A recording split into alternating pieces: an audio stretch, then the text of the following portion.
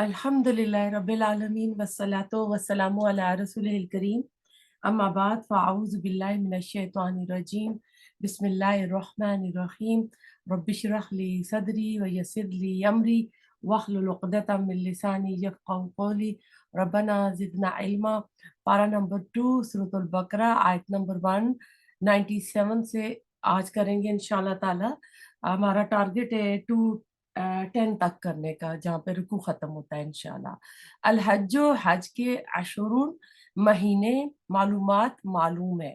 फमन, तो जो कोई फरदा फर्ज कर ले, फी हिन्ना, इनमें। अब महीनों, जो महीने आए ना मोनस, इसलिए हिन्ना की ज़मीर आई है। अल हज्जा, हज को, फला तो ना, रफसा जिनसी गुफ्तगू करना, वला और ना फसूका गुनाह करना, वला और ना जिदाला झगड़ा करना, फिल हज, हज में। वमा, और जो भी तफअलू तुम करोगे, मिन खैरिन, कोई भी नेकी, या लमहू, जान लेगा उसे अल्लाहु, अल्लाह। व तज़व्वदू, और तुम ज़ादेरा ले लिया करो, फ़इन्ना, तो बेशक, खैरा, बेहतरीन, अज़ादे, ज़ादेरा है, अत्तक़वा, तक़वा। व तकूनी, और डरो मुझसे, या उलिल अलबाब, ए अकल वालो। अब इसमें अल्लाह ताला कह रहे हैं कि जो हज के महीने हैं वो मालूम है, यानी ये जो महीने होते हैं ये फर्स्ट शवाल, यकम शवाल से लेकर 10 जिलहिज्जा तक की जो मुद्दत का टाइम होता है उसको अशरुल हज कहते हैं। हज का एहराम इसी मुद्दत के अंदर अंदर बांधा जा सकता है। अगर कोई इससे पहले बांधे तो वो नाजायज या मकरूह होगा, अलबत्ता उम्र का एहराम बांधा जा सकता है। अब एहराम बांधने के बारे में हम देखते हैं, हदीस है, अब्दुल्ला बिन उमर रजी अल्लाह ताला अन्हु फरमाते हैं कि एक शख्स मस्जिद में खड़ा हुआ, पूछने लगा, या रसूलल्लाह, हम एहराम कहाँ से बांधे? आप सल्लल्लाहु अलैहि वसल्लम ने फरमाया, मदीना वाले जुल्हलैफा से बांधे, शाम वाले जोफा से बांधे, नजद नजद वाले करन मनाजिल से, और यमन वाले यलमलम से। अब पाकिस्तान वाले जो आते हैं हज करने के लिए, उनका जो होता है मिकात, उनका मिकात यलमलम होता है। हम अमेरिका से जब जाते हैं तो हमारा जो होता है वो जुल हलेफा होता है। जब हम जाते हैं तो हमारा जहाज के अंदर अनाउंसमेंट कर दी जाती है तो वो जुल हलेफा के ऊपर अनाउंस होता है। तो इसलिए हर मुल्क के अपने जो आने वाले हैं उनके रास्ते के ऊपर जो है मिकात जो है ये मुकर्रर कर दी गई है। अब्दुल्ला बिन उमर रज़ी अल्लाह ताला अन्हु कहते हैं, एक शख्स ने आपसे पूछा, महरम क्या पहने? फरमाया, वो ना कमीज पहने, ना अमामा, ना टोपी, यानी नीचे जो पजामा होता है। तो इससे पता चलता है कि एहराम की दो चादरों के नीचे आदमी अंडरवेयर भी नहीं पहन सकते, और ना वो कपड़ा जिसमें ज़ाफ़रान लगा हो, यानी कोई ऐसा स्मेल परफ्यूम हो या इस तरह का हो। अगर चप्पल ना मिले तो मोज़े टखनों से नीचे काट कर पहन लें। इससे पता चलता है कि जो टखने हैं वो आदमियों के नंगे होने चाहिए। तो इससे पता चल रहा है, क्योंकि जो अरब में जो भी पहले से रिवाज चला आ रहा था उसकी मजीद अल्लाह ताला ने तफसील बता दी, और हज के जो टाइम है उसका अल्लाह ताला ने तयन भी कर लिया। तो जो कोई अपने ऊपर हज को लाजिम कर लेगा इन महीनों में, तो इससे मुराद है कि हज का जो भी नियत करेगा, पक्का इरादा करेगा, तो इसकी अलामत क्या होगी? एहराम बांध लेना है। अब एहराम बांध लेने के बाद इंसान के ऊपर कुछ पाबंदियां लग जाती हैं, तो उसका अल्लाह ताला फरमा रहे हैं कि फिर क्या करे, फला रफसा वला फसूका वला जिदाल, 3 काम इसमें नहीं करने। तो उसको खबरदार रहना चाहिए कि हज के दौरान ना तो शहवत की कोई बात करनी है, ना लड़ाई झगड़े वाली कोई बात करनी है। जमाना हज में जिन बातों से रोका गया है, इनमें सबसे पहली जो है वो शहवत की कोई बात नहीं करनी चाहिए। या मियाँ बीवी अक्सर हज पे इकट्ठे जाते हैं क्योंकि महरम उसका साथ होता है। एहराम की हालत में इनके लिए वही कैद है जो एतिकाफ की हालत में होती है। बाकी फसूक जिदाल यानी अल्लाह ताला की नाफरमानी करना, लड़ाई झगड़ा करना तो वैसे भी नाजायज है आम हालात में भी। और दौरान हज इससे खास तौर पर रोक दिया गया है, इसलिए कि बहुत बड़ी तादाद में लोगों का इज्तिमा होता है, सफर में भी लोग साथ होते हैं, गर्मी भी बहुत होती है, और उस वक्त सब्र का पैमाना लबरेज हुआ होता है, लोग धक्के दे रहे होते हैं, और उस वक्त ना इंसान को अपने जो जज्बात है उसके ऊपर कंट्रोल रखना चाहिए। आपको यानी ऐसी चीजें नजर आएंगी कि आप चाहेंगे मैं बोले, लेकिन आपने अपने को रोकना है कि मुझे यहाँ पे सब्र करना है। तो इस हालत में लोगों के गुस्से के बारे में जल्दी चढ़ जाने का इम्कान ज्यादा होता है, लिहाजा इससे खास तौर पर अल्लाह ताला ने रोका है कि मनासिक हज की अदायगी के दौरान अमन और सुकून हो। और वाकया ये है कि आज भी ये बात मोजज़ात में से है कि दुनिया भर से इतनी बड़ी तादाद में लोग वहां जमा होते हैं, उसके बावजूद वहां पर अमन और सुकून होता है। जंग और जदाल, झगड़ा, फसाद कहीं नजर नहीं आता। तो अल्लाह ताला जो है इस पे हमें अमल की तौफीक अता करे कि हमने इन बातों से बचना है। और कई बार ऐसा है कि नहीं पता होता किसी को, तो आपने उसको बार बार बताना है कि खासकर जिनका सब्र नहीं होता, जिनका पारा बहुत जल्दी हाई हो जाता है, तो उनको खास हिदायत करनी है कि वहां अपने छोटी छोटी बातों पे सब्र करना है। अब देखिए, एक हज मबरूर होता है ना, तो हज मबरूर का जो होता है, वो हरकत या कलाम जो शहवत को उकसाता हो वो रफस कहलाता है। इसमें मियाँ बीवी का जो जिनसी ताल्लुक है वो मनाए। फसूक और जदाल जो है ये अल्लाह ताला की नाफरमानी के काम काम होते हैं, नाजायज होते हैं। रसूलुल्लाह सल्लल्लाहु अलैहि वसल्लम ने फरमाया, जिसने अल्लाह के लिए हज किया फिर इस दौरान ना बेहयाई की कोई बात की और ना गुनाह का कोई काम किया, वो वैसे वापस आता है जैसे इस दिन वो पैदा हुआ था। ये बुखारी की हदीस थी किताबुल मनासिक में। तो इससे पता चलता है कि इतनी मेहनत है हज में, जिस्मानी भी और माली इबादत भी है, कि इसमें इंसान अपनी इतना माल लगा के जाता है। आजकल तो हज बहुत महंगे हो चुके हैं, तो उस वक्त हमें इन छोटी छोटी बातों के ऊपर बहुत ख्याल रखना चाहिए कि मेरा हज जो है हज मबरूर हो। तो आगे, इसके आगे अल्लाह ताला फरमा रहे हैं कि न करे वमा तफलू मिन खैर, और जो कोई नेकी करेगा तो अल्लाह ताला उसको जानता है। यानी जो भी आप नेकी का काम करोगे, नेकी के जो भी काम होंगे आज के दौरान, जो भी तौफीक मिलेगी, जैसे बंदा नवाफिल पढ़ लेता है, अजाफी तवाफ करता है, फालतू वक्त में कुरान पढ़ लेता है, बंदा तस्बीहात पढ़ता है, बंदा यानी दोनों हरम में यानी कुरान खरीद के दे देता है, चेयर्स खरीद के दे देता है। और आप देखते हैं कि कई लोग ना पैसे जमा करके वो बीसी कमेटीज डालते हैं, तो वो हज के टिकट के लिए या उम्रे के लिए तो आ जाते हैं, लेकिन उन बेचारों के पास वहां खाने के लिए कुछ नहीं होता है। तो वो मांगते, वैसे तो वहाँ अब हर वक्त को पता भी नहीं होता, वैसे तो खास जगह पे गवर्नमेंट की तरफ से जो मुकर्रर है ट्रक आते हैं खाने के, खाना डिस्ट्रीब्यूट होता है, लेकिन फिर भी कुछ लोगों को नहीं पता होता, तो वो मांग रहे होते हैं कि हमें खाने के लिए थे। आप उनको दे सकते हैं। इसके अलावा जो बाहर होटल्स के अंदर नहीं, जो बाहर की तरफ छोटे छोटे वो रेस्टोरेंट कैफे होते हैं, आप उनको भी पैसे दे सकते हैं, कि जो हमारे मुल्कों की तरफ, अफ्रीका की तरफ से, गरीब मुल्कों की तरफ से जो आए हुए हैं, वहाँ खाना अफोर्ड नहीं कर सकते, तो आप उनको भी पैसे दे सकते हैं कि एक बंदे का कितना है। तो आप इस तरह भी ये नेकी कर सकते हैं, क्योंकि फिर मैं बता रही हूँ कि वो लोग हज के शौक में, उम्रे के शौक में वो टिकट तो लगा लेते हैं, लेकिन खाने के लिए उनके पास नहीं होता।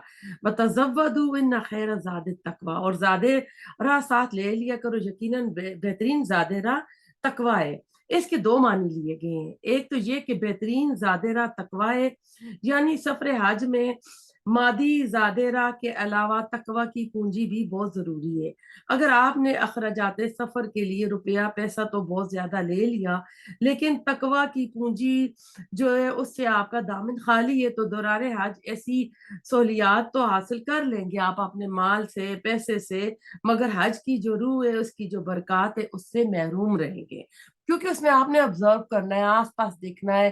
क्योंकि खासकर आप तवाफ कर रहे होते हैं, तो आपको पता है कि इंडोनेशिया का ग्रुप आ रहा है, चाइनीज लोगों का ग्रुप जा रहा है, और अफ्रीका के लोगों का जा रहा है। वो ग्रुप के साथ आते हैं, उन्होंने एक जैसे वो पहने होते हैं या गले में वो डाले होते हैं कि गुम हो जाए तो पता चले।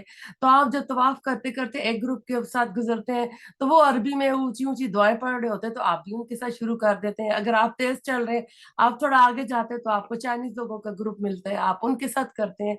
تو ابھی ہم گئے تو میری بیٹی کا وہ پہلا تھا عمرہ، تو وہ بہت ہوئی کہتی دنیا میں کسی بھی جگہ چلے جائیں تو مختلف زبانیں بولنے والے لوگ ہوتے ہیں، لیکن یہاں پہ مختلف رنگ والے لوگ ہیں، مختلف زبانوں والے لوگ ہیں، لیکن وہاں دعا ایک ہی زبان میں چل رہی ہے۔ تو کہتی میں جس گروپ کے ساتھ ہوتی تھی ان کے ساتھ میں بھی وہی دعائیں رپیٹ کرتی تھی، میں تیز ہو کے اگلے گروپ میں ہوتی تھی، وہ جو دعائیں عربی میں مانگ رہے ہیں، تو یعنی دعائیں تو عربی میں ہی چل رہی ہیں نا۔ تو یہ بھی ایک دیکھیں کتنا ایک یونٹی نظر آتی ہے اس ہمارے دین اسلام کی نا۔ تو پھر دوسرا اس کا جو زاد التقویٰ کا مطلب ہے، دوسرا مفہوم بھی بہت اہم ہے۔ اگر انسان خود اپنا زیادہ راہ ساتھ نہ لے تو پھر وہاں دوسروں سے مانگنا پڑتا ہے۔ اسی طرح یہاں تقوی سے مراد سوال سے بھی بچنا ہے، یعنی بہترین یہ کہ زیادہ راہ ساتھ لے کر چلو تاکہ تمہیں کسی کے سامنے ساحل یعنی سوال کرنا نہ پڑے۔ اگر تم صاحب استطاعت نہیں ہو تو حج تم پر فرض نہیں، اور ایک شے جو تم پر فرض نہیں ہے اس کے لیے خواہ مخواہ وہاں جا کر بھیک مانگنا یا وہاں سے لوگوں سے چندہ اکٹھا کرنا یہ غلط ہے۔ اور اس میں آتا ہے کہ جو یمن کے لوگ ہوتے ہیں ان کے بارے میں آتا ہے کہ یہ آ جاتے تھے لیکن یہ ساتھ لے کر نہیں آتے تھے، زیادہ راہ لے کر نہیں آتے تھے، تو پھر وہاں جا کر یہ لوگوں سے مانگتے تھے، تو اس لیے وہاں پر ان کو منع کیا گیا۔ ابن عباس کہتے ہیں کہ یمن کے لوگ حج کے لیے آتے لیکن زیادہ راہ ساتھ نہیں لاتے تھے، کہتے تھے ہم اللہ پر توکل کرتے ہیں، پھر مکہ پہنچ کر لوگوں سے مانگنا شروع کر دیتے۔ تو اس موقع پر وہ کہتے ہیں کہ یہ آیت نازل ہوئی۔ آپ کو پتہ ہے قرآن کی بہترین تفسیر ابن عباس نے کی ہے، اور یہ بخاری کی حدیث کتاب المناسک میں بیان ہوئی ہے۔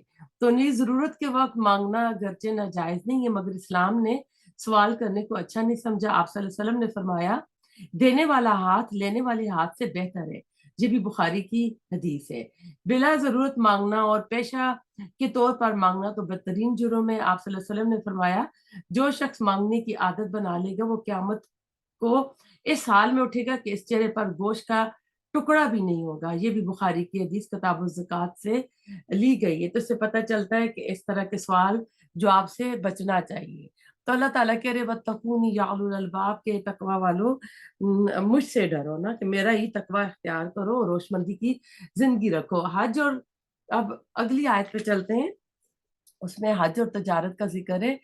لیسا نہیں ہے علیکم تم پر جناحن کوئی گناہ ان کے تبتغوا تم تلاش کرو فضلاً فضل میں ربکم اپنے رب کی طرف سے، فإذا پھر جب افت پلٹو تم من عرفات عرفات سے، فاذکروا اللہ تو ذکر کرو اللہ کا عند المشعر الحرام پاس مشعر حرام کے، وَاذْكُرُوهُ اور ذکر کرو اس کا کہاں جیسا کہ ہاداکم اس نے رہنمائی کی تمہاری، وَإِن اور بے شک کن تم تھے تم من قبل ہی اس سے قبل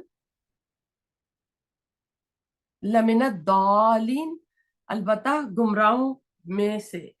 تو اللہ تعالیٰ یہاں کہہ رہے ہیں کہ تمہارے اوپر کوئی گناہ نہیں ہے اگر حج اور تجارت دونوں کو اکٹھا کر لیں۔ جاہلیت کے غلط عقیدوں میں سے ایک عقیدہ یہ بھی تھا کہ وہ حج کے دوران تجارت کرنا مکروہ خیال کرتے تھے اور اسے خلوص عمل کے خلاف سمجھتے تھے، یعنی جو خالص عمل ہوتا ہے اس کے خلاف سمجھتے تھے۔ اللہ تعالیٰ نے اس کی اجازت فرما دی، جبکہ اصل مقصد انسان کا حج ہی ہو اور تجارت سے حج کے ارکان وغیرہ میں کوئی خلل نہ پڑے۔ چنانچہ عبداللہ بن عباس رضی اللہ تعالیٰ عنہ فرماتے ہیں ایام جاہلیت میں منا میں اوقانا جوہنا اور ذوالمجاز بازار لگا کرتے تھے۔ صحابہ اکرام نے حج کے دنوں میں تجارت کو گناہ خیال کیا، تب یہ آیت نازل ہوئی۔ یہ بھی بخاری کی حدیث ہے کتاب التفسیر سے۔ تو اب ایسا ہے کہ اب آپ کو پتہ ہے کہ اب مختلف ممالک سے لوگ جاتے ہیں، جیسے آدمی انڈیا پاکستان سے حج کے لیے جا رہا ہے تو اپنے ملک سے کوئی بھی اس طرح کی چیزیں وہاں لے جا سکتا ہے جو وہاں نہ ملتی، خاص کر مسالے وغیرہ، تو وہاں جا کر بھیج کر وہ اپنے پیسے لے کے اپنے ان پیسوں کو دوسری طرح استعمال کر سکتا ہے، تو یہ چیز منع نہیں ہے۔ فَإِذَا أَفَضْتُم مِّنْ عَرَفَاتٍ فَاذْكُرُوا اللَّهَ عِندَ الْمَشْعَرِ الْحَرَامِ پس جب تم عرفات سے واپس لوٹو تو اللہ کو یاد کرو مشعر حرام کے نزدیک۔ تب عرفات کا جو دن ہوتا ہے نا، یہ حج کا رکن عظیم ہے، رکن اعظم اس کو کہا جاتا ہے۔ اس آیت سے معلوم ہوتا ہے کہ ارکان حج میں عرفات میں وقوف عرفات بہت ضروری ہے، بلکہ کہتے ہیں یہ رکن عظیم ہے، جیسا کہ حدیث سے واضح ہے، عبداللہ بن یعمر سے روایت ہے، آپ صلی اللہ علیہ وسلم نے 3 بار مرتب فرمایا حج عرفات کی حاضری ہے، حج عرفات کی حاضری ہے، حج عرفات کی حاضری ہے۔ منا کے 3 دن ہیں، پھر جو شخص جلدی کر کے 2 دن ہی میں چلا گیا تو اس پر کوئی گناہ نہیں، اور جو تیسرا دن ٹھہرا رہا اس پر بھی کوئی گناہ نہیں۔ جس نے طلوع فجر سے پہلے پہلے عرفات کا وقوف پا لیا اس نے حج کو پا لیا۔ یہ ترمذی کی حدیث تھی۔ مشعر الحرام کیا ہے؟ مزدلفہ کی ایک پہاڑی کا نام ہے جس پر امام وقوف کرتا ہے۔ اس پہاڑی پر وقوف کرنا افضل ہے، یہ نہ ہو سکے جیسے کہ آج کل بگ گیدرنگ ہوتی ہے تو جہاں جہاں خیمے لگے ہوئے ہیں کہیں بھی انسان جا کر وہاں پہ یہ کر سکتا ہے۔ تو اس سے پتہ چلا وقوف عرفات حج کا عظیم رکن ہے۔ آپ نے کہا الحج و عرفہ تھا، حج جو اصل حج ہے وہ عرفہ ہی ہے۔ تو اگر کسی سے حج کے باقی تمام مناسک رہ جائیں، صرف قیام عرفہ میں شمولیت ہو جائے تو اس کا حج ہو گیا، باقی جو چیزیں رہ گئی ہیں اس کو کفارہ ادا کرنا ہوگا۔ اگر کوئی شخص عرفات کے قیام میں ہی شریک نہیں ہوا تو پھر اس کا حج نہیں ہوگا۔ قیام حج کا ٹائم ٹیبل جو ہوتا ہے 8 ذی الحجہ کو مکہ مکرمہ سے نکل کر رات منا میں گزارنی ہوتی ہے، اگلا دن 9 ذی الحجہ یوم عرفہ کا دن ہے۔ اس روز صبح کو عرفات کے لیے قافلے چلتے ہیں اور کوشش یہ ہوتی ہے کہ دوپہر سے پہلے وہاں پہنچ جائیں۔ وہاں پر زور کے وقت زور اور عصر دونوں نمازیں ملا کر پڑھی جاتی ہیں۔ اس کے بعد سے غروب آفتاب تک عرفات کا قیام ہے جس میں کوئی نماز نہیں ہے، یعنی روایتی عبادت کے سارے دروازے اللہ نے بند کر دیے ہیں۔ اب صرف انسان نے اپنے لیے دعا کرنی ہے۔ اگر انسان کے اندر دعا کی روح پیدا ہو چکی ہے تو اپنے رب سے ہم کلام ہو اور اپنے آپ کو یعنی رب کے سامنے وہ دعائیں کرے، گڑ گڑائے، جس طرح بھی اللہ سے مناجات کی جاتی ہیں مناجات کرے اور اللہ سے دعائیں مانگے۔ تو اس میں اللہ تعالیٰ اب ایسا تھا کہ وَاسْكُرُوا كَمَا هَدَاكُمْ، اور یاد کرو اسے جیسا کہ اس نے تمہیں ہدایت دی ہے، یعنی اللہ کا ذکر کرو جس طرح اللہ نے تمہیں اپنے رسول صلی اللہ علیہ وسلم کے ذریعے سکھایا ہے۔ ذکر کے جو بھی طریقے رسول اللہ علیہ وسلم نے سکھائے انہیں اختیار کرو اور زمانہ جاہلیت کے طریقے جو ہیں ان کو چھوڑ دو۔ اس میں ہم دیکھتے ہیں کہ مشرکوں کا جو تلبیہ ہوتا تھا، مشرکین اللہ کا ذکر تو کرتے تھے مگر اس میں شرکیہ کلمات کی آمیزش ہوتی تھی۔ اسی گمراہی سے بچنے کی اللہ تعالیٰ نے ان کو ہدایت فرمائی، اور وہ ان کے جو شرکیہ کلمات تھے وہ یہ ہوتے تھے اللہ شریک ہو لکا تم لکا وما ملک، مگر اس کا ترجمہ ہے مگر تیرا وہ شریک جس کا تو مالک ہے اور تیرا مالک نہیں ہے، مسلم کی کتاب میں تھا، یعنی اپنے پاس سے لبیک اللہم لبیک ہے نا، ان الحمد والنعمت لک والملک، انہوں نے اپنا جو تلبیہ اس طرح کا شرکیہ بنایا ہوا تھا۔ تو یہاں اس کی طرف اشارہ کیا جا رہا ہے کہ تم نہ وہ نہ کرو، ان کنتم من قبل لمن الضالین، اور یقیناً اس سے پہلے تم گمراہ لوگوں میں سے تھے، تم حج کی حقیقت سے یعنی ناواقف تھے، حج کی بس ایک رسمی سی شکل باقی رہ گئی تھی، اس کی روح ختم ہو گئی تھی، اس کے بعد بھی جو مناسک ہوتے تھے ان کو وہ ردل بدل کر دیا کرتے تھے۔ آیت نمبر 199 پہ اب دوبارہ جو مشرکین ہیں ان کو دوبارہ اللہ تعالیٰ مخاطب کر رہے ہیں، ثم پھر افیدو تم پلٹو من حیث جہاں سے افادہ پلٹتے ہیں الناس لوگ، واستغفروا اور بخشش مانگو اللہ سے، ان اللہ بشک اللہ تعالیٰ غفور الرحیم بہت بخشنے والا اور نہایت رحم فرمانے والا ہے۔ اس آیت سے پتہ چلتا ہے کہ زمانہ جاہلیت میں جو مکہ کے قریش تھے وہ عرفات تک نہیں جاتے تھے۔ کیوں نہیں جاتے تھے؟ ان کا کہنا تھا کہ ہماری خاص حیثیت ہے، یعنی ہم بہت خاص چوزن پیپل ہے، جس طرح کی یہود کہتے تھے، لہٰذا ہم منا ہی میں ٹھہرے رہیں گے۔ باہر سے آنے والے لوگ جو انڈیا، پاکستان، یمن سے آ رہے ہیں، شام سے آ رہے ہیں، وہ لوگ عرفات جائیں گے، وہاں سے طواف کے لیے واپس لوٹیں گے، اور سارے مناسک ہمارے لیے نہیں ہے۔ یہاں فرمایا گیا کہ یہ ایک غلط بات ہے جو تم نے خود سے ایجاد کر لی، یعنی ان کی اپنی ایڈیشن تھی دین میں، تم بھی وہیں سے طواف کے لیے واپس لوٹو جہاں سے دوسرے لوگ لوٹتے ہیں، یعنی عرفات سے۔ تو ہوتا تو یہ نا کہ جب 9 ذی الحجہ کا دن ہوتا ہے تو عرفات میں جاتے ہیں منا چھوڑ کے، وہاں پر جو دو نمازیں اکٹھی پڑھی جاتی ہیں، دعائیں مانگی جاتی ہیں، تو وہاں سے پھر پلٹ کے انسان مزدلفہ جاتا ہے، مزدلفہ کی رات وہاں گزارتا ہے، تو پھر بندہ وہ شیطان کو کنکریاں مار کے اس کو اگر مل جائے ٹائم تو طواف اور صحیح کر کے آتا ہے، تو اس کا اس طرح سے آج کمپلیٹ ہو جاتا ہے۔ تو یہ اس کی طرف اشارہ ہے۔ حضرت عائشہ سے روایت ہے کہ قریش اور ان کے طریقے پر چلنے والے لوگ عرفات کی بجائے مزدلفہ میں وقوف کیا کرتے تھے، ان لوگوں کو حمس کہتے تھے، ہا میم سین، جبکہ باقی عرب عرفات کا وقوف کرتے۔ جب اسلام کا زمانہ آیا تو اللہ تعالیٰ نے اپنے پیغمبر صلی اللہ علیہ وسلم کو یہ حکم دیا کہ عرفات میں جائیں، وہاں ٹھہریں، وہیں سے لوٹ کر مزدلفہ آئیں، ثم افیدوا من حیث افاد الناس، اس کا یہی مراد ہے، اور یہ بخاری کی حدیث ہے۔ پھر ابن عباس رضی اللہ تعالیٰ عنہ سے روایت ہے، جو تمتع کی نیت سے عمرے کے بعد احرام کھول دے۔ آپ کو پتہ ہے آج کل جو زیادہ حج کیا جاتا ہے وہ تمتع حج کیا جاتا ہے۔ نبی صلی اللہ علیہ وسلم نے جو کیا تھا وہ آپ نے قران حج کیا تھا۔ تو جب تک حج کا احرام نہ باندھے، بیت اللہ کا نفلی طواف کرتا رہے، پھر جب حج کا احرام باندھے اور عرفات جانے کو سوار ہو تو حج کے بعد جو قربانی وہ کرے، خواہ اونٹ ہو، بکری ہو، جو بھی ہو میسر ہو، وہ حج کے دنوں میں وہ کرے، اور حج کے دنوں میں عرفہ کے دن سے پہلے 3 روزے، اگر جو قربانی نہیں کرے گا تو اس کے لیے کہ 3 روزے رکھے، اور تیسرا روزہ عرفہ کے دن آ جائے تو تب بھی اس کے لیے کوئی حرج نہیں ہے، یہ حاجیوں کے لیے۔ مکہ سے عرفات جائے، وہاں سے عصر کی نماز سے رات کی تاریکی ہونے تک ٹھہرے، پھر عرفات سے اس وقت لوٹے جب دوسرے لوگ لوٹے، سب لوگوں کے ساتھ رات مزدلفہ میں گزارے، اللہ کا ذکر، تکبیر، تحلیل صبح ہونے تک کرتا رہے، پھر صبح کو لوگوں کے ساتھ مزدلفہ سے منا لوٹے، جیسے کہ اللہ تعالیٰ نے فرمایا ہے۔ اب ایسا ہے کہ یہ تو اللہ تعالیٰ نے طریقے بتا دی۔ حج جو ہوتا ہے 3 طرح کا ہوتا ہے، ایک حج افراد ہوتا ہے، اکیلا حج، جس میں یہ وہ لوگ مکہ کے جو مقامی لوگ ہیں نا وہ کرتے ہیں حج۔ ایک حج قران ہوتا ہے، اس میں ایسا ہوتا ہے کہ بندہ آتا ہے، عمرہ کر لیتا ہے تو احرام نہیں کھولتا کیونکہ اس نے قران کی نیت باندھی ہوئی ہے، نہ وہ 8 ذی الحجہ تک اسی احرام کی حالت میں رہتا ہے، پھر وہ چلا جاتا ہے مینا، پھر جو سارے حج کے ارکان ہیں وہ کر کے، تو جب وہ طواف اور صحیح کر لیتا ہے، اس کی قربانی ہو جاتی ہے، بال منڈوا لیتا ہے، تو پھر اپنا وہ احرام کھول دیتا ہے، اور یہ کافی مشکل ہے، اور نبی صلی اللہ علیہ وسلم نے حج قران کیا تھا۔ لیکن آپ صلی اللہ علیہ وسلم نے فرمایا، جو آپ نے پسند فرمایا وہ حج تمتع ہے، جو آج کل زیادہ اکثریت جو ہے حج تمتع کرتی ہے، تو اس میں جو ہوتی ہے قربانی بھی ہوتی ہے۔ تو آیت نمبر اگلی پہ چلتے ہیں، آیت نمبر 100 پہ۔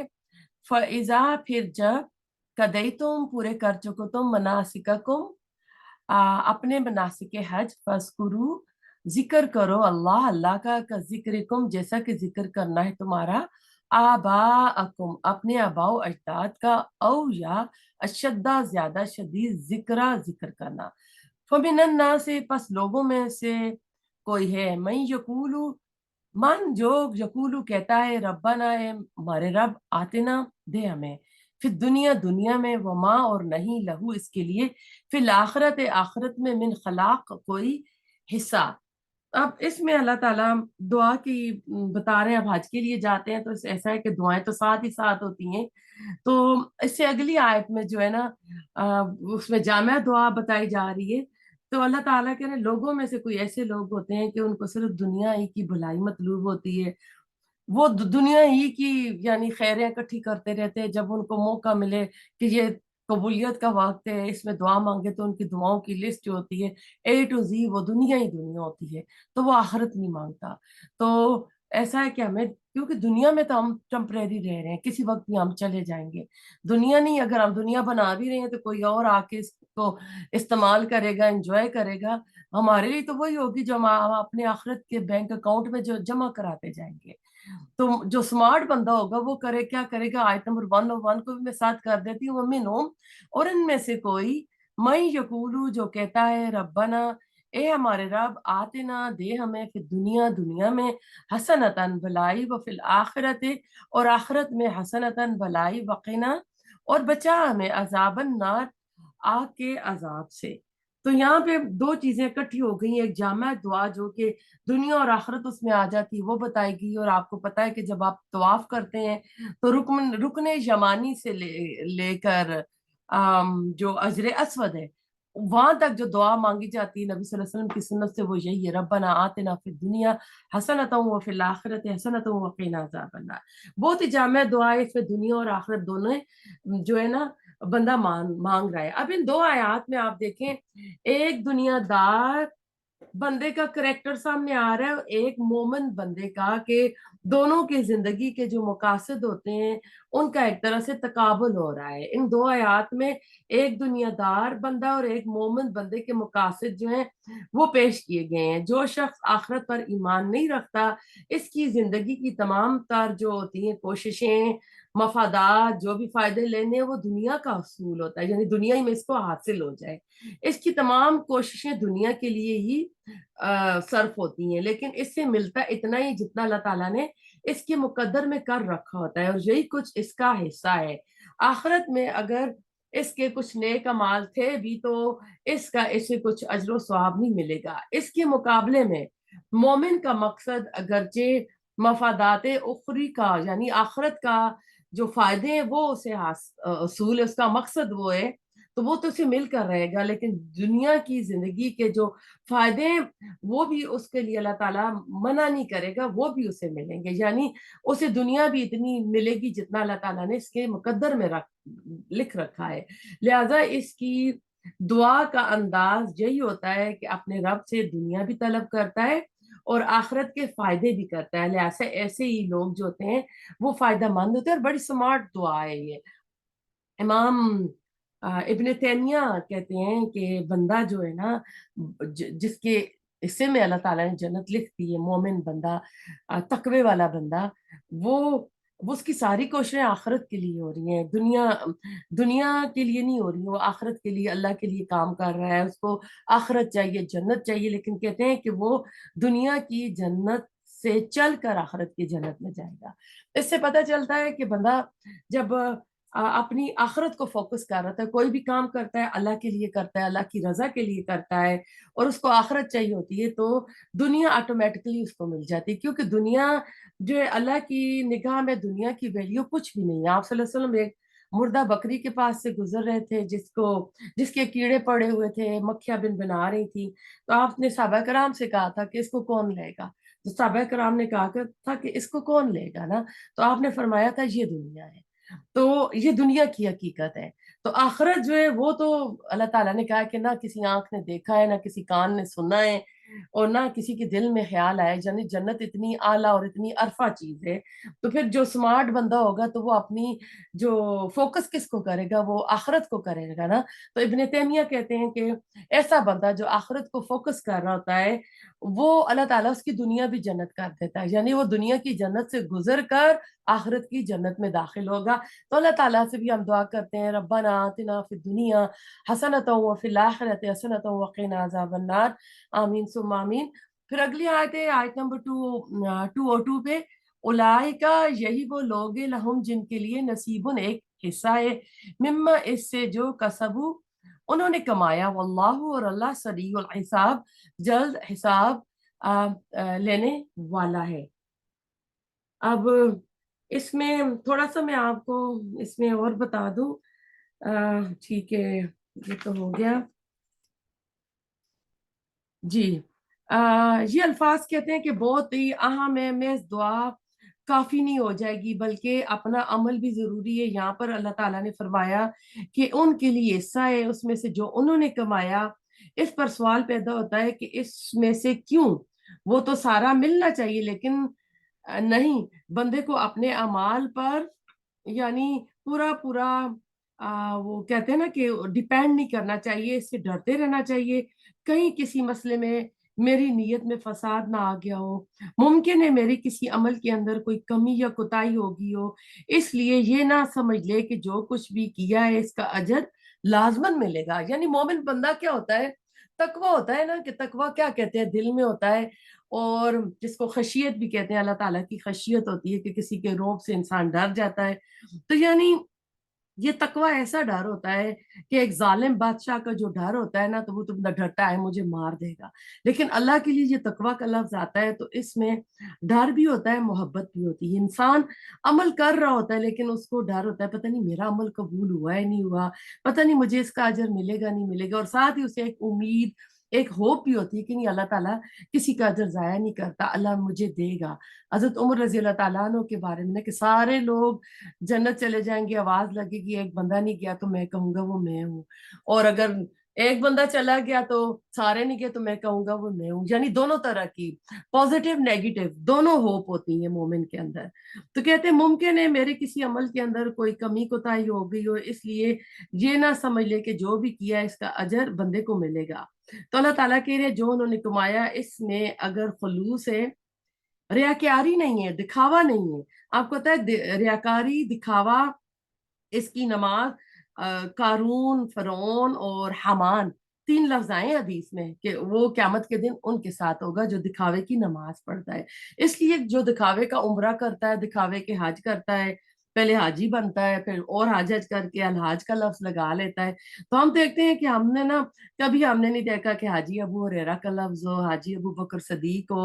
वो अपने नामों के साथ ये लफ्ज नहीं लगाते थे। हमारे यहाँ तो फिर बिजनेस भी खुलते हैं तो उनपे भी ये नाम लिखे जाते हैं। तो क्या है, शोहरत चाहते हैं, दुनिया चाहते हैं, तो काम जो भी करना है हमने अल्लाह की रजा की खातिर करना है। अगर छोटा सा अमल होगा अल्लाह के लिए होगा तो अल्लाह ताला से कबूल फरमाएगा। कहते हैं कि एक बंदा एक लुकमा भर देता है अल्लाह की खातिर, अल्लाह ताला उसे दाएं हाथ से लेता है और अल्लाह ताला उसकी परवरिश करता है जैसे कोई घोड़े के बच्चे की करते हैं, फिर वो ओहद पहाड़ की तरह बड़ा हो जाता है।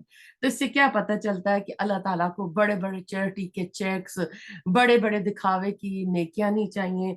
अल्लाह ताला अगर एक बंदा छोटा सा भी एक खजूर भी दे देता है तो क्या होता है कि अल्लाह ताला उसकी इस तरह निगहदाश्त करता है कि बढ़ते बढ़ते पहाड़ जितना बड़ा हो जाता है।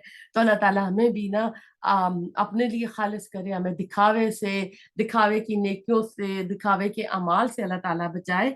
वल्लाहु सरीउल हिसाब, और अल्लाह ताला जल्द असाब चुकाने वाला है। तो अल्लाह ताला तो बहुत जल्द असाब लेगा। कह रहे हैं कि मोमिन लोग जो है क्यामत का दिन 50,000 साल जितना बड़ा होगा, लेकिन वो जो ब्रंच है, सुबह का जो नाश्ता है, वो जाके जन्नत में खाएंगे। तो अल्लाह ताला भी हमें इनमें से इनमें से करे कि अल्लाह ताला हमारी भी दुआओं को कबूल फरमाए। आयत नंबर 2 और 3 पे चलते हैं। वस्कुरुल्लाह, और याद करो अल्लाह को, फी अय्यामिन, दिनों में, मादूदात, गिने चुने। फमन, तो जो कोई तअज्जला, जल्दी करे, फी यौमैन, दो दो दिनों में, फला, तो नहीं, इस्मा, कोई गुनाह, अलैहि, इस पर। वमन, और जो कोई तअखरा, ताखीर करे, फला, तो नहीं, इस्मा, कोई गुनाह, अलैहि, इस पर। लमन इत्तका, लमन, इसके लिए जो इत्तका, तकवा करे, वत्तकुल्लाह, और डरो अल्लाह से, वालमू, और जान लो, अन्नकुम, बेशक तुम, इलेह, इसी की तरह, तुहशरून, तुम इकट्ठे किए जाओगे। अब यहाँ पे याम तशरीक जो दिन है और तकबीरें जो होती हैं उसकी तरफ इशारा किया गया है कि बुलंद आवाज में अल्लाह ताला के जो जिक्र हैं, तकबीरात कहनी चाहिए। हदीस में भी आता है कि ये खाने पीने के दिन है और जिक्र अलाई के दिन है। आपको पता है कि मिना में कोई खास इबादत नहीं है, नमाजें दो दो जोड़ के और वो कसर कर दी जाती हैं, शॉर्ट हो जाती हैं। तो वहां ज्यादा जो है जिक्र करना है। यानी जिलेजा की 9 तारीख को अरफा के दिन सुबह शुरू करके 13 तारीख को जो तकबीरात होती हैं असर के वक्त तक ये की जाती हैं।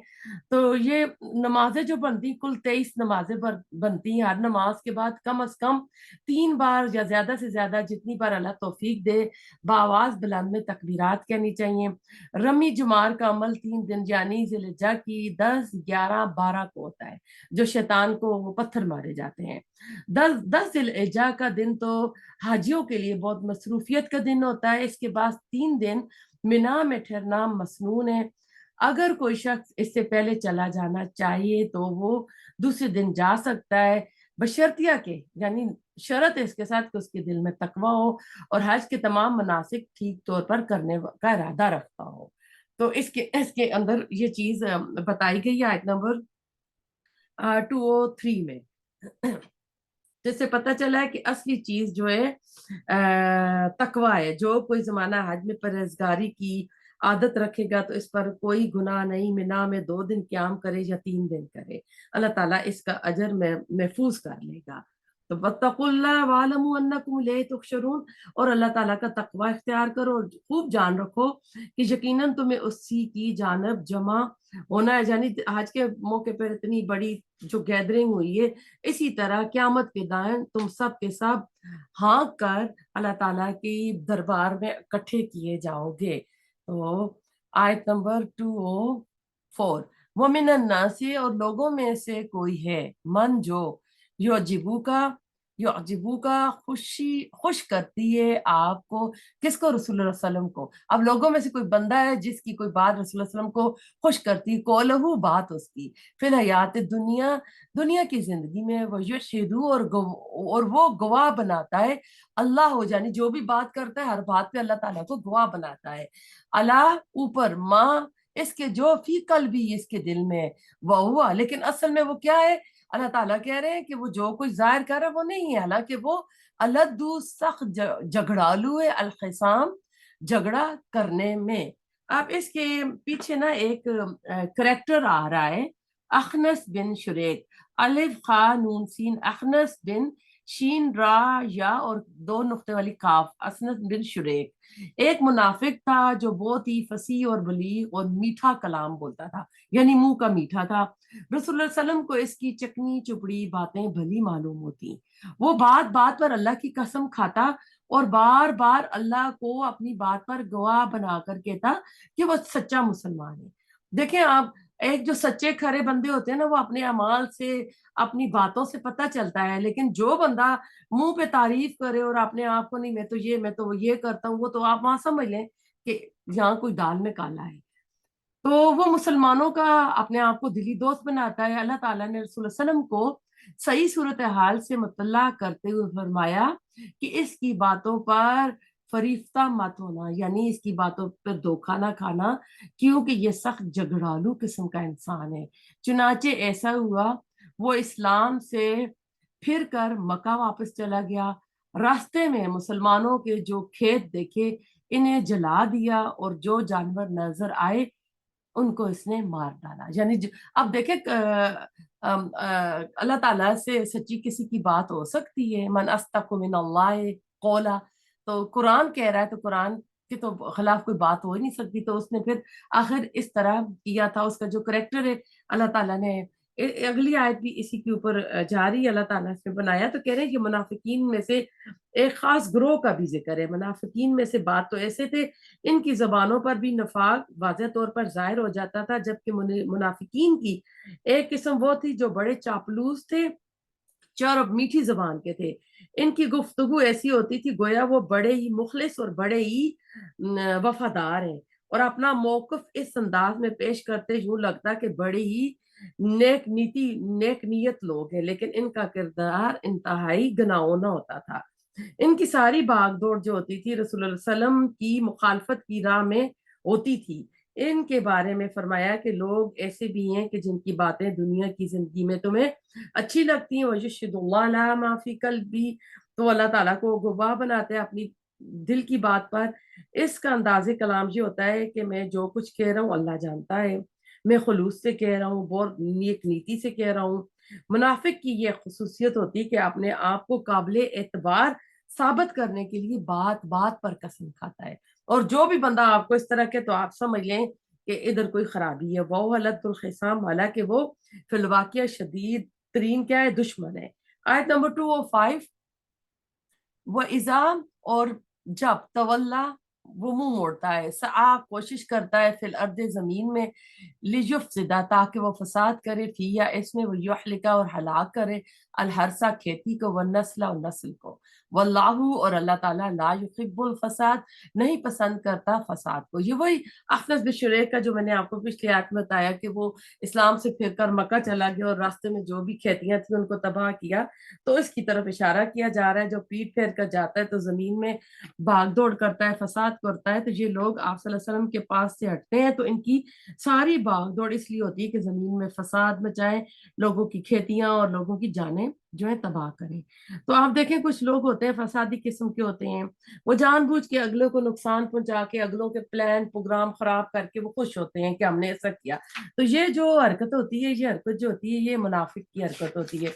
मोमिन जो होता है ना, हर हालत में जिस तरह वो अपनी खैर ख्वाही चाहता है, वो दूसरों की भी खैर ख्वाही चाहता है। वो दूसरों के भी प्लान प्रोग्राम खराब नहीं करता। वो चाहता है कि जैसे मैं चाहता हूँ मेरे घर के, मेरे बच्चों के, मेरे जो चल रहे हैं ठीक ठीक हो, तो वो दूसरों के लिए भी वही सोचता है। लेकिन मुनाफिक वो नहीं सोचता, क्योंकि वो शरारती दिमाग का होता है। वो खलल डाल के दूसरे के प्रोग्राम खराब करके वो खुश होता है। तो अल्लाह ताला हमें ऐसे मुनाफिक और ऐसे जो बुरे लोग हैं, अल्लाह ताला इनसे बचाए।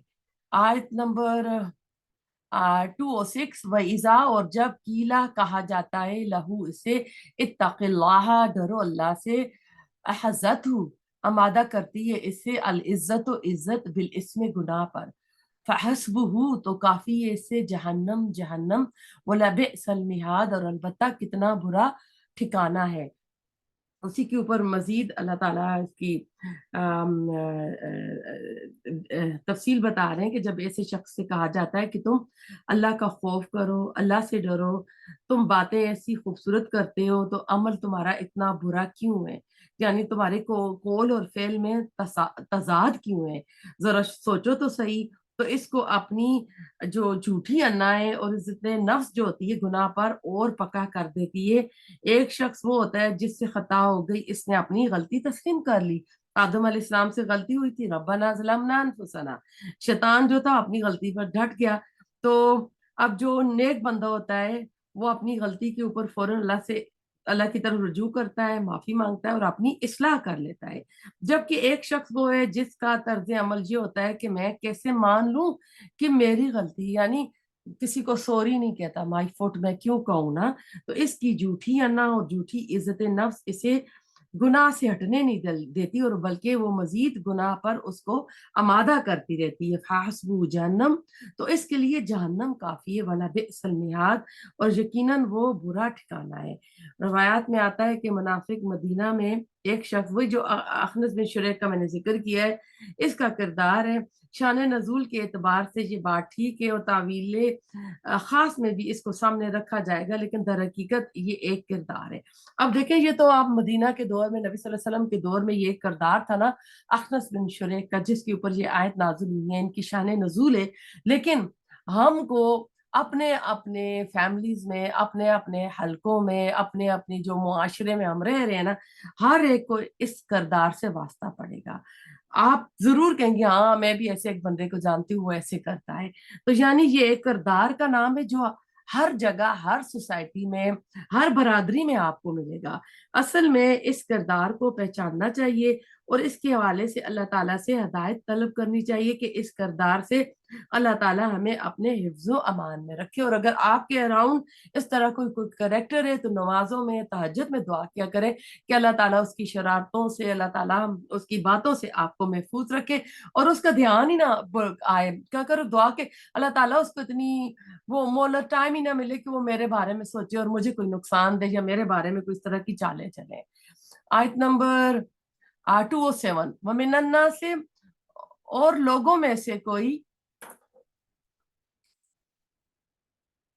जी, और लोगों में से कोई है मन जो यशरी बेचता है नफ्सहू अपने नफ्स को, इब्तगाह चाहने के लिए, मर्दात रजा अल्लाह की, वल्लाहु और अल्लाह रऊफुम बहुत शफीक बिल इबाद बंदों पर। अब देखें, एक करेक्टर तो वो था, अल्लाह ताला ने एक साथ पॉजिटिव करेक्टर भी बता दिया कि सारे लोग ऐसे नहीं होते, अच्छे लोग भी होते हैं।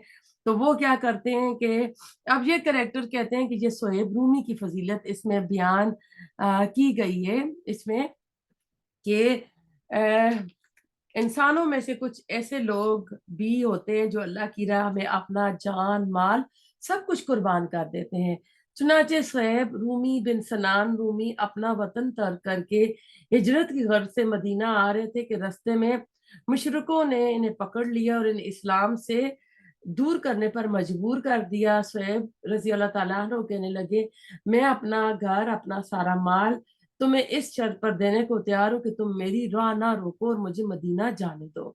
उन्होंने इस शर्त पर आपको छोड़ दिया और सुहैब रूमी आप सल्लल्लाहु अलैहि वसल्लम की खिदमत में पहुंच गए। और ऐसे ही मुखलिस मोमिनों की तारीफ में ये आयत नाज़िल हुई। यही रहीकुल मखतूम जो सीरतुन नबी के ऊपर एक अवार्ड याफ्ता बुक है उसमें जिक्र किया गया है। एक मरतबा रसूल सल्लल्लाहु अलैहि वसल्लम ने सुहैब रूमी और हजरत बिलाल रजी अल्लाह ताला और हजरत सुलेमान फारसी, इन तीनों को जानते हैं ना, सुलेमान फारसी के बारे में भी और हजरत बिलाल भी, तीनों ये नॉन अरब थे।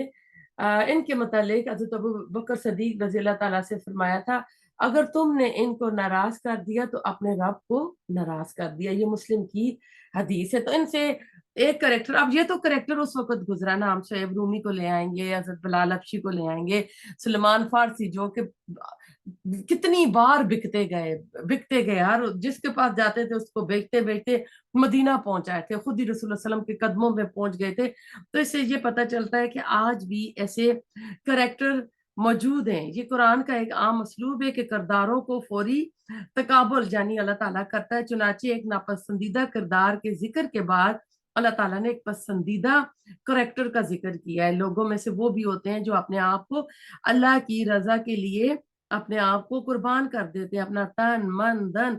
जिस तरह के सोएब रूमी ने कहा था, इन्ना सलाती व नुस्खी व मखियाय व माती लिल्लाहि रब्बिल आलमीन। तो अल्लाह ताला कहते हैं कि ऐसे लोग भी होते हैं। आप अपने अपने मुल्क में वो ईदी ईदी ईदी को ले आए जिन्होंने अपना सब कुछ इस रास्ते में लगा दिया। कितनी आपको और लोग मिलेंगे जो अपनी अपनी सारा कुछ अल्लाह के रास्ते में लगा देते हैं।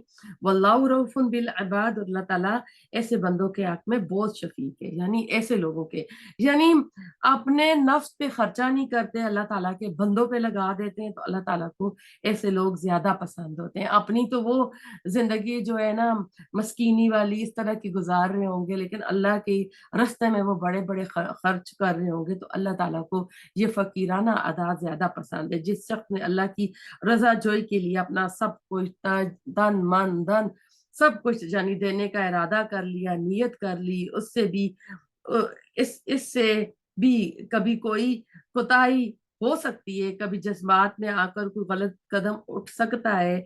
अपने ऐसे बंदों को अल्लाह ताला बड़ी शफकत और मेहरबानी के साथ माफ फरमा देगा। यानी इंसान खताकार है, गलती का पुतला है, यानी वो अपना सब कुछ तो अल्लाह ताला के रास्ते में लगा देगा, लेकिन एज अ इंसान उसके मुंह से ऐसी बात निकल सकती है, कुछ ऐसा अमल हो सकता है, लेकिन अल्लाह ताला उसकी नेकियों को, उसकी कुर्बानियों को अल्लाह ताला नजरअंदाज नहीं करेगा।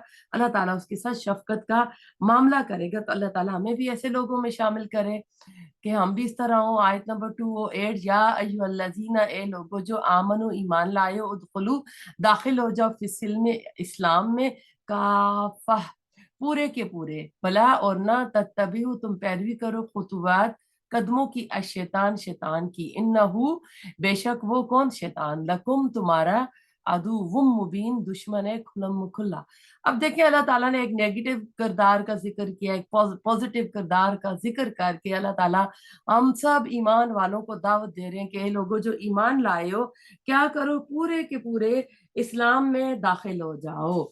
यानी तुम्हारे अकीदे, तुम्हारे ख्यालात, तुम्हारे नजरियात, तुम्हारे जितने इल्म तुमने हासिल किए हैं, तुम्हारे तौर तरीके, तुम्हारे रस्म और रिवाज, तुम्हारे कारोबार, जिंदगी, सब कुछ इस्लाम के ताबे होने चाहिए, इस्लाम के अंडर होने चाहिए। यह ना होना चाहिए कि दावा तो इस्लाम का करो और अपना मुआशी निजाम जो है वो सूद से रखो और अंग्रेजों के से साथ रखो। मस्जिद में तो तुम अल्लाह को याद करो और कारोबार करते वक्त अल्लाह को याद ना करो, और नाजायज तरीकों से कमाई करना शुरू कर दो। यानी वैसे तो तुम ढंढोरा करो ताहत रसूल का कि मैं नबी का वो उम्मती हूँ और मैं कर रहा हूँ, लेकिन तुम साथ में बिदात कर रहे हो। ला इलाहा इल्लल्लाह का विर्द करो और पीरों और कब्रों और बुजुर्गों से जाके चढ़ावे चढ़ो, चादरें डालो, फूल चढ़ाओ और उनसे जाके अपनी हजात पूरी कराओ। यानी तुम्हारी जिंदगी का हर हर पहलू इस्लाम के ताबे और अल्लाह और इसके रसूल की इताअत में گزرنا چاہیے. اگر اپنے آپ کو پورے کا پورا اسلام کے تابع نہیں بناؤ گے تو اسی کا نام شیطان کے قدموں کی پیروی ہے، جو ہر وقت تمہارے ایمان پر ڈاکہ ڈالنے، تمہیں غلط اور گمراہ کن عقیدوں میں مبتلا کرنے اور برے کاموں کو خوشنما بنا کر ان پر تمہیں راضی کرنے کے لیے وہ ہر وقت کوشش کرتا رہتا ہے. تو تمہیں ایسی چیزوں سے بچنا چاہیے. تو اللہ تعالیٰ کیوں کہہ رہے ہیں کہ تم پورے کے پورے آ جاؤ؟ کیونکہ اگر ہم ایک چیز کریں گے دوسری نہیں کریں گے تو جو تھوڑی کی، جیسے 5 نمازیں ہیں نا، آپ 4 نمازیں پڑھی اور ایک نماز نہیں پڑھنی ہے تو اس کا فائدہ نہیں ہوگا، کیونکہ وہ دیوار بنتی ہے تو اینٹ کے ساتھ اینٹ لگتی ہے نا، تو جب ایک اینٹ نہیں لگے گی تو وہ دیوار ہی نہیں مضبوط ہوگی. تو اس لیے اللہ تعالیٰ کہہ رہے ولا تتبعوا خطوات الشیطان، کے شیطان کے قدموں کی پیروی نہ کرو کہ وہ تمہارا کھلا دشمن ہے. تو کیا ہم شیطان کو اپنا دشمن سمجھتے ہیں کہ وہ میرا اور آپ کا دشمن ہے؟ تو ایسا ہے کہ آیت نمبر 209، فَإِن، پھر اگر زلل تم پھسل جاؤ تم. اب ہم انسان ہے نا، شیطان بھی پکے اللہ سے وعدے کر کے آیا تھا کہ میں صراط مستقیم پہ بیٹھوں گا، تیرے بندوں کو ادھر سے بھٹکاؤں گا ادھر سے بھٹکاؤں گا، اور سورۃ الاعراف میں پورے اس کے مکالمات آئیں گے. تو اللہ تعالیٰ کہیں گے پھر اگر تم پھسل جاؤ، تم انسان ہو، خطا ہو سکتی ہے، شیطان ہر وقت، کیونکہ ہم تو سو جاتے ہیں، وہ تو 24 آور اپنا جو اس نے کمٹمنٹ کی ہے وہ تو اس کے اوپر پابند ہے. ہم تو وہ نیند میں آ کے ہمارے خلل ڈالتا ہے. تو کہتے ہیں کہ اگر تم پھسل جاؤ من بعد اس کے ماں جو جاءتکم، آ گئی تمہارے پاس، البینات، واضح نشانیاں، فعلمو، تو جان لو، ان اللہ، بے شک اللہ، عزیز، بہت زبردست، حکیم، خوب حکمت والا ہے. آیت نمبر 209 ہے کہ اللہ تعالیٰ اس میں دیکھیں تھوڑا سا نا دھمکی کا، خبردار کرنے کا پہلو ہے. پھر اللہ تعالیٰ کی پکڑ بھی بہت سخت ہوگی، اور پھر یہ بھی کہ وہ حکیم ہے، اس کی پکڑ میں بھی حکمت ہوگی. اگر اس کی طرف سے پکڑ کا معاملہ نہ ہوا تو پھر دین کا پورا نظام بے معنی ہو کر رہ جائے گا.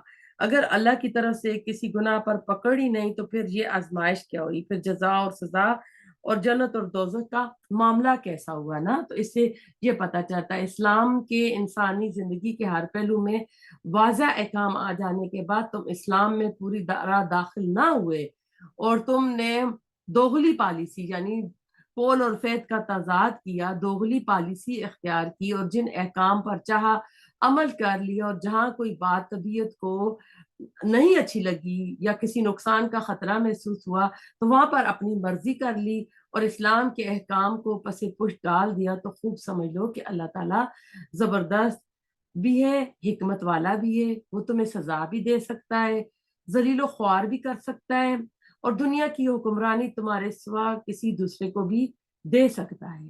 آیت نمبر 210 آج کی آخری آیت ہے. حل نہیں، ینظرون، وہ انتظار کر رہے، الا مگر، ان یہ کہ یاتیہم، آ جائے ان کے پاس، اللہ، اللہ یعنی اللہ تعالیٰ خود، فی ظلل، سایبانوں میں، من الغمام، بادلوں کے، والملائکت، اور فرشتے، وقضیہ، اور پورا کر دیا جائے، الامر، کام، وإلی اللہ، اور طرف اللہ ہی کے، ترجعو، لٹائے جائیں گے، الامور، سب کام. یعنی قطعی نشانی دیکھنے کے بعد ایمان لانا بیکار ہوگا. یعنی یہ ایسی نشانی کہ کہتے ہیں نا کہ موت کا غرغرہ شروع ہو جائے تو اس وقت انسان کی توبہ قبول نہیں ہوگی. اور میجر 10 سائن ہے ڈے آف ججمنٹ کے، مائنرز تو آئے ہوئے ہیں سامنے. تو ان 10 نشانیوں میں سے ایک نشانی بھی آ جائے تو اس وقت بندہ اگر توبہ کرے گا تو اس وقت بھی توبہ قبول نہیں ہوگی. تو یعنی ایسی نشانی قطعی، یعنی اللہ آ جائے، فرشتے بھی آ جائیں وہ بادلوں کے سائبانوں میں، تو اس وقت تو ایمان لانا کسی کا کوئی فائدہ نہیں دے گا، کیونکہ انہیں تو اب یقین ہے. تو ایسا یقین جیسے ہر انسان کو یقین ہے کہ اسے موت آ کر رہے گی، تو اسے خوب سمجھ لینا چاہیے کہ جب ایسی نشانی آ جائے گی تو پھر وہ ایمان لانے کی کچھ قدر و قیمت نہ ہوگی. ایمان لانے کی قدر و قیمت تو صرف اس وقت تک ہے جب تک کہ غیب کے تمام امور جو ہے نا وہ ظاہر سے پوشیدہ ہے، یعنی ہمیں نظر نہیں آنے. ہمارا ایمان بالغیب ہے نا، اگر ان کے لیے بے شمار دلائل موجود ہو، اسی بات میں انسان کی آزمائش ہے. جیسے ہمیں احادیث سے، قرآن کی آیات سے بتا دیا گیا ہے سارا کچھ، نہ قبر کا عذاب ہوگا، قیامت کے دن حساب کتاب ہوگا، پولیس صراط ہے، جنت کی نعمتیں ہیں، عالم برزخ ہے، اور علیجین ہے، سجین ہے. تو یہ سارا کچھ عالم غیب ہے. آج کل فرشتے بھی عالم غیب ہے، نبی بھی عالم غیب ہے، کیونکہ ہمارے وقت میں تو نبی آئے گا نہیں. ہاں، جن کے پاس عیسیٰ علیہ السلام کا جو آئے گا، جو دیکھیں گے تو وہ ہوگا. تو ہمارا تو زیادہ تر دین جو عالم غیب پر ہے. تو کہتے ہیں کہ یہی نا ہماری آزمائش ہے، اور یہی اللہ تعالیٰ کی مشیت ہے. جب کوئی حتمی علامت جیسے سورج کا مغرب سے طلوع ہو جانا، یا موت کے وقت، یا قیامت آ گئی ہے، قیامت کی نشانی آ گئی، تو اس وقت تو کسی کا ایمان لانا انسان کو کوئی فائدہ نہیں دے گا. تو یہ اس کی طرف اشارہ کیا جا رہا ہے. تو جو لوگ اللہ تعالیٰ کی طرف سے واضح احکامات، اور اللہ تعالیٰ نے جو ہم کو ڈرایا ہے، اللہ تعالیٰ نے ہم کو جو دی ہیں وارننگس دی ہیں نا، اس کے بعد بندہ اگر کجروی سے باز نہیں آتا تو وہ اب اس بات کے منتظر ہیں کہ اللہ تعالیٰ ایک طرح سے یہ وہ استحفام انکاری ہے کہ اللہ تعالیٰ ان کو اپنا جلال دکھائے، اور فرشتوں کی فوج کے ساتھ اللہ تعالیٰ خود ظاہر ہو آئے اور ان کا حساب کتاب لے. انسان کا نفس جو ہے نا، اسے ایک تو یہ پٹی پڑھاتا ہے کہ دین کے اس حصے پر تو آرام سے عمل کرتے رہے جو آسان ہے، باقی دیکھا جائے گا. گویا میٹھا میٹھا ہپ پپ اور کڑوا کڑوا تھو تھو. دوسری پٹی یہ پڑھاتا ہے کہ ٹھیک ہے، یہ بھی اللہ کا حکم ہے اور دین کا تقاضا ہے، لیکن ابھی ذرا ذمہ داریوں سے فارغ ہو جائیں، ابھی ذرا بچوں کے معاملات ہیں، بچے پر بے روزگار ہو جائیں، بچیوں کے ہاتھ پیلے ہو جائیں، میں ریٹائرمنٹ لے لوں، اپنا مکان بنا لوں، پھر میں اپنے آپ کو دین کے لیے خالص کر لوں گا. یہ نفس کا سب سے بڑا دھوکہ ہے. اسی طرح وقت گزرتے گزرتے انسان موت کی وادی میں چلا جاتا ہے. کیا معلوم موت کی گھڑی کب آ جائے. یہ مہلت عمر تو اچانک ختم ہو سکتی ہے، پوری دنیا کی قیامت بھی جب آئے گی تو اچانک آئے گی، اور ہر شخص کی ذاتی قیامت تو اس کے سر پر تلوار کی طرح لٹکی ہوئی ہے. حدیث میں رسول اللہ علیہ وسلم نے فرمایا، من مات فقط قامت قیامت ہو، جو مر گیا اس کی قیامت تو آ ہی گئی. تو کیا تمہارے پاس کوئی گارنٹی ہے، میرے اور آپ کے پاس کیا کوئی گارنٹی ہے کہ ہم سارے کام کر لیں گے؟